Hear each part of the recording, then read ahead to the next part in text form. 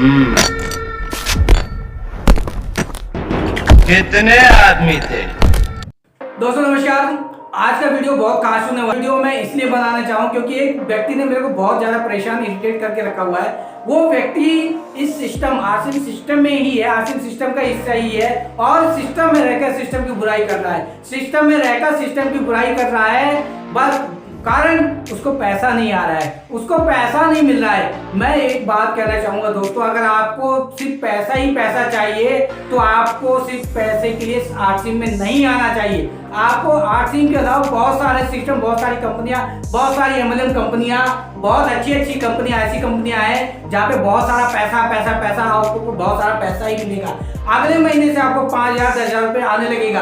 तो अगर कोई व्यक्ति सिर्फ पैसे के लिए काम करना चाहता है तो उसका वेलकम नहीं आरसीएम में, उसको आरसीएम में नहीं आना चाहिए। क्योंकि जब वो आरसीएम में आएगा तो उसको पैसा नहीं मिलेगा, तो फिर वो क्या करेगा, आरसीएम की बुराई करेगा।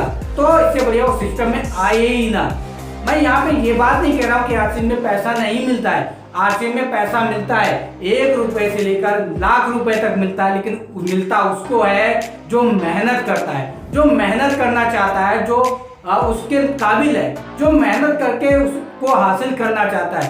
जो सिर्फ सिस्टम में जुड़कर बैठकर सिर्फ सामान खाकर सिर्फ सिस्टम में आ जाने से ये अटकलें लगाता है कि भैया मुझे पैसा आने लगेगा, तो कतई नहीं आएगा।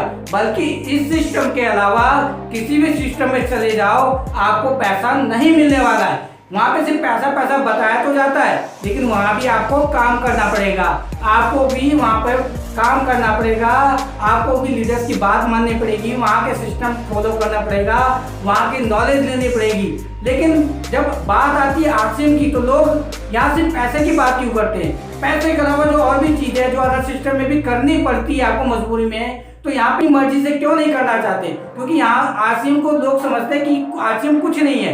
भैया आरसीएम आने वाले समय की सबसे बड़ी एमएलएम डायरेक्ट सेलिंग कंपनी होने वाली है। अगर मैं यूँ कहूँ कि आरसीएम के अलावा कोई भी डायरेक्ट सेलिंग कंपनी वाकई में डायरेक्ट सेलिंग कंपनी नहीं है, तो इसमें कोई शंका शुबा नहीं है। आरसीएम का जो रूल है वो कहता है कि भैया जो प्रोडक्ट आज से पहले मीडिएटर के थ्रू आम लोगों को 50 रुपए का प्रोडक्ट 100 रुपए में पहुंचता था, वो आरसीएम के थ्रू आपको 50-100 रुपए में ही मिलेगा।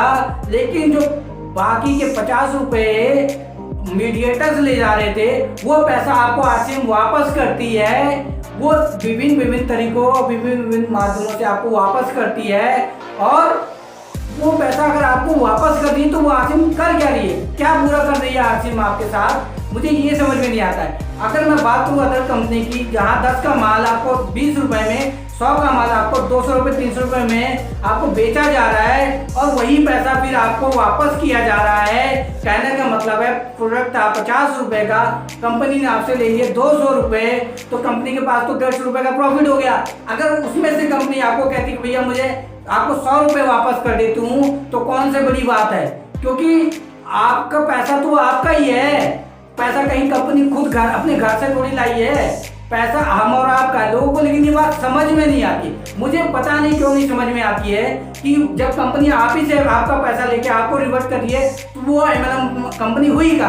फिर तो वो एक स्पॉन्जी कंपनी हुई, वो स्कीम वाली कंपनी हुई कि भैया पैसा से पैसा कमाया जा रहा है। और लोग अट्रैक्टिव भी ऐसी जगह होते हैं। आरसीएम सिंपली ये काम कर रही है कि जो पैसा आज से पहले किसी और की जेब में जा रहा था, आपका पैसा, आपकी कड़ी मेहनत का पैसा, वही पैसा कंपनी आपको रिटर्न करती है। वो तो लोगों को ये बात हजम नहीं होती है, क्योंकि काम यहाँ भी करना है, लेकिन लोग क्या है कि काम नहीं करना चाहते, सिर्फ पैसा चाहते हैं। तो कोई भी इस दुनिया का कोई भी ऐसा सिस्टम नहीं है जहाँ पे आपको काम ना करना पड़े और पैसे का पेड़ आप जाके पैसे का पेड़ हिलाए और पैसा ही पैसा कमाए। तो ऐसा कहीं भी नहीं है। तो कहने का मतलब है, एक कहावत भी है कि हींग लगे ना फिटकरी रंग चोखा ही चोखा। तो ऐसा कहीं नहीं होता है।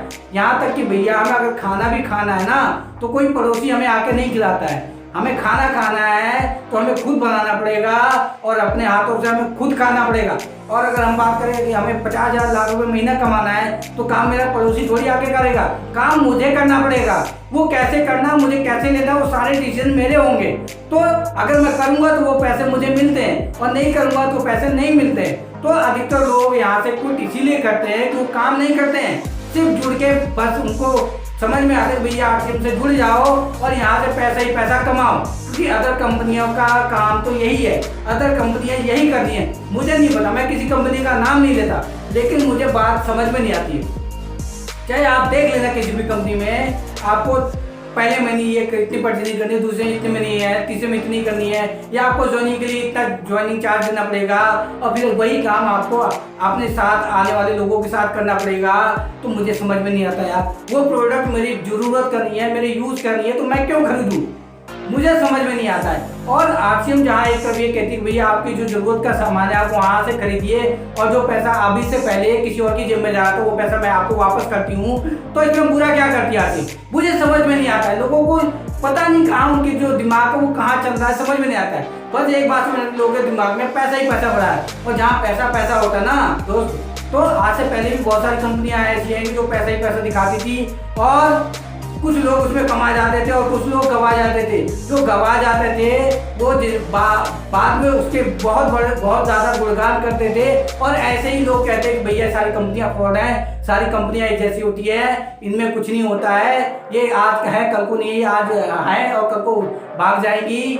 तो ऐसे ही लोग, या फिर ऐसे जानने वाले लोग ऐसे देखकर गुणगान कर रहे होते। तो दोस्त ऐसे में क्या है कि एक अच्छी कंपनी भी इन स्पॉन्जी स्कीम वाली कंपनी के चक्कर में पिस रही है।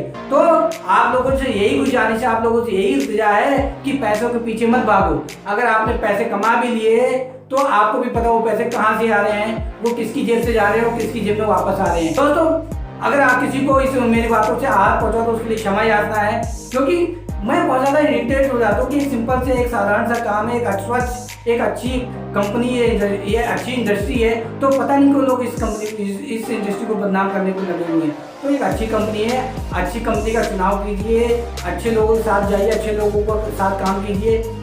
तो और दोस्तों अब इसी के साथ मैं ये वीडियो समाप्त करना चाहूँगा, और आप लोगों से रिक्वेस्ट, अगर आपको इस वीडियो में थोड़ी सी भी सच्चाई लगी हो, थोड़ी सी भी अच्छाई लगी हो, तो प्लीज़ मेरे चैनल को सब्सक्राइब जरूर कीजिएगा, और इस वीडियो को ज़्यादा से ज़्यादा शेयर कीजिएगा, ताकि लोगों में जो company MLM direct selling companies को जो लेकर जो दिमाग में जो भावनाएं, जो गलत विचार भरे हुए हैं, उससे पर्दा उठ सके, उससे वो उभर सके, वो जान पाए एक अच्छी कंपनी, एक MLM कंपनी का चुनाव कर पाए, उनके बारे में अच्छी जानकारी और एक सच्ची जानकारी उन लोगों में पहुंच सके। तो दोस्तों इसी के साथ मैं अपना वीडियो समाप्त करता हूँ। दोस्तों नमस्कार, धन्यवाद।